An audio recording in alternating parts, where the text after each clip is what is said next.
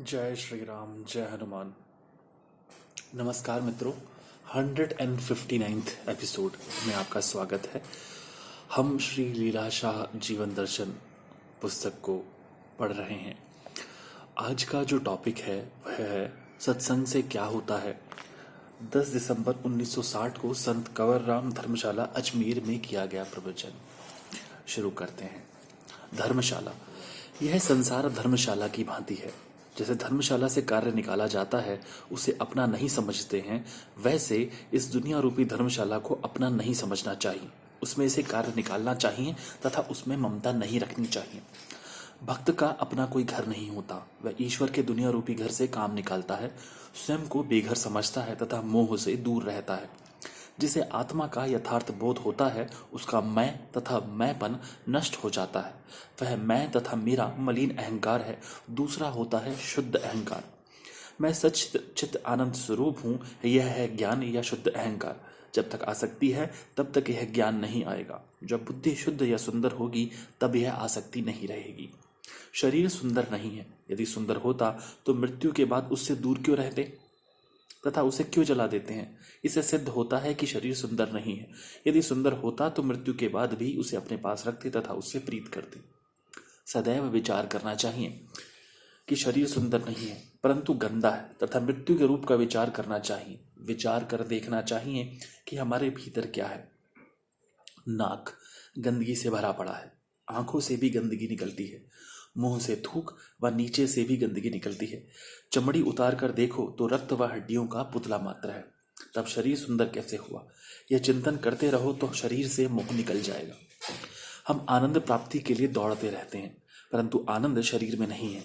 जैसे शरीर सुंदर नहीं है, वैसे आनंद रूप भी नहीं है। यह ध्यान में रखेंगे तो हमारा मोह निकल जाएगा।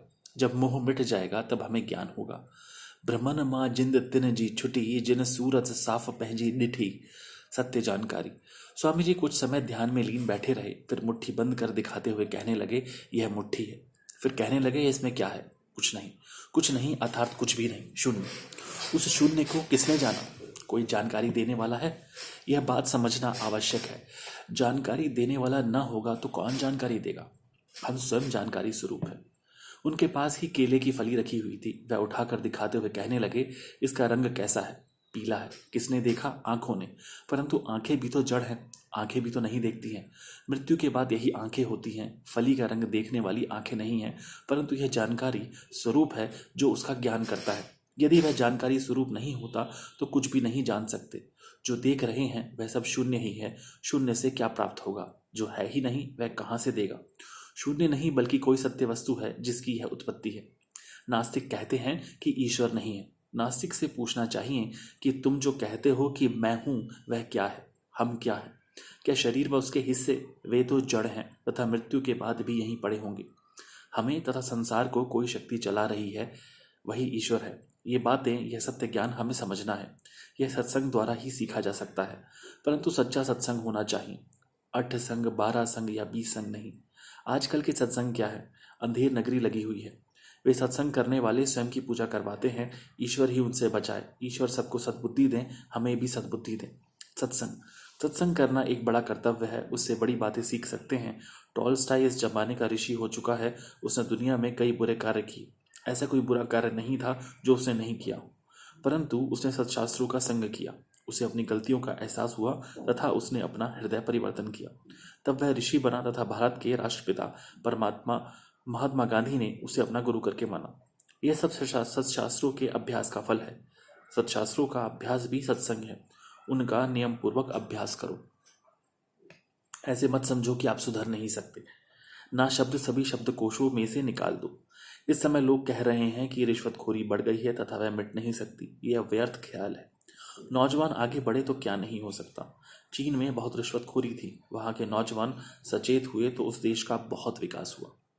मैं आपको बता रहा था कि सत्संग की बड़ी महिमा है। वह सत्संग तुम्हें स्वयं पहचानना सिखाता है। वह आत्मज्ञान, वह अपनी जानकारी प्राप्त करना भारतवासियों को विरासत में मिली है। वह भारतवासियों का कर्तव्य है कि यह जानकारी प्राप्त करें। यह जानकारी नहीं होगी तो विषय विकारों में लीन रहेंगे तथा सब गंवा देंगे। श्री प्रेमचंद सोबराजमल स्वामी जी के सामने बैठा था। उसे कहने लगे कि तुम्हारा नाम क्या है। कहोगे कि प्रेमचंद। यदि कोई 30-40 पुस्तकें सर पर रखकर पूछेगा फिर भी अपना नाम प्रेमचंद बताओगे। इस बात से कभी पीछे नहीं हटोगे। वैसे जब हमें निश्चय होगा कि हम आत्मा हैं तभी हमें सत्य ज्ञान प्राप्त होगा। वशिष्ठ महाराज ने श्री रामचंद्र को आत्मा के बारे में यही शिक्षा दी थी। घड़े वाला आकाश व मठ आकाश दोनों व्यापक आकाश से अलग नहीं है। वैसे तुम भी व्यापक आत्मा से अलग नहीं हो। सब में वही ईश्वर या ब्रह्म की सत्ता है। अपने नाम की भांति यह आत्मस्थिति दृढ़ करें। परंतु यह आत्मस्थिति कैसे होगी? पानी में सूरज की परछाई है, कितने भी बर्तन होंगे तो सब में सूरज की परछाई देखोगे, परंतु वह परछाई सूर्य नहीं होती। वैसे सारी सृष्टियां ब्रह्म की परछाई के समान है। हम सच्चित आनंद स्वरूप हैं। हम शरीर, इंद्रियां, मन आदि नहीं है। यह आत्मस्थिति होनी चाहिए। ब्रह्मचिंतन, आत्मचिंतन बार बार करना चाहिए। बार बार करें, इसे अभ्यास कहा जाता है। कहते हो यह नहीं होता, क्यों नहीं होता? आसक्ति ही है जो ऐसे करने नहीं देती। जब तक दर्पण पर मिट्टी लगी होगी तब तक उसमें अपनी शक्ल साफ नजर नहीं आएगी। वैसे ही मन पर अविद्या की मिट्टी चढ़ी हुई है, उसे पोंछकर साफ करो तो आत्मस्थिति होगी। पानी में लहरें चलती हैं तो आप उसमें परछाई नहीं देख सकते हो। इस प्रकार मन में चंचलता रूपी लहरें लगती रहती हैं तो स्वयं को कैसे देख सकेंगे? इस मन को स्थिर करें। जब मन से आसक्ति मिटेगी तब मन साफ होगा तथा मन में स्थिरता आएगी। याद रखो कि जो देखते हो वो अनात्मक पदार्थ है, सब दिखने मात्र है, जैसे शरीर की परछाई दिखने मात्र है।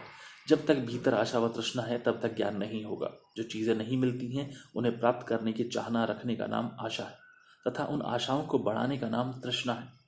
आशा डायन है, भ्रम में लाने वाली है। जब तक दुनिया के पदार्थ सुंदर व आनंदमय प्रतीत होंगे तब तक सच्चा ज्ञान नहीं होगा। वे पदार्थ ना तो सुंदर हैं तथा ना आनंद देने वाले हैं। उन्हें सुंदर व आनंदमय समझने से ही आत्मज्ञान में बाधा पड़ती है। याद रखो कि इस प्रकार इनमें सुख प्राप्ति हेतु लीन रहेंगे तो एक दिन काल आकर गला दबाएगा। आत्मस्थिति के लिए साधन करो, आत्मचिंतन करो। मन भटक जाए तो उसे काम में लगाओ, उसे विषयों से मोड़कर आत्मा में स्थित करो। भीतर ज्ञान, आंखों में वैराग्य तथा मुख में भक्ति रखो। आंखों में वैराग्य होगा तो दुनिया में नहीं फंसोगे। मन को यहाँ से निकाल कर वहां लगाओ तथा दुनिया के विषय पदार्थों से निकाल कर अंदर करो, तब सब भावनाएं मिट जाएंगी, विकार दूर होंगे। दुनिया में कोई किसी का शत्रु नहीं है। मन ही मनुष्य का शत्रु व मित्र है। मन पर विजय प्राप्त करोगे तो वह आपका मित्र बनेगा। मन में ही संकल्प विकल्प पैदा होते हैं। मन ना कुछ देखे, ना सुने, ना किसी रस लेने का ख्याल करें तो इंद्रियां क्या करेंगी? मन वश में हुआ तो इंद्रियां वश में होंगी तथा काम, क्रोध, लोभ, मोह व अहंकार आदि शत्रु अपने आप मर जाएंगे। मन व बुद्धि को इंद्रियों से दूर करो तो आपको चारों ओर से विजय प्राप्त होगी। प्रयत्न करेंगे तो आपको अवश्य कामयाबी मिलेगी। एक प्रेमी मेरे पास आया, कहने लगा कि मोह ने बहुत परेशान किया है। उससे कहा कि जाकर प्रार्थना करो कि मेरा मोह टूटे। उसने ऐसा किया। कुछ महीनों के बाद मिला, पूछने पर बताया कि अभ्यास किया तो अब सब ठीक हो गया है। आप भी अभ्यास करते रहेंगे तो अवश्य सब कुछ ठीक हो जाएगा। जय श्री राम, जय हनुमान।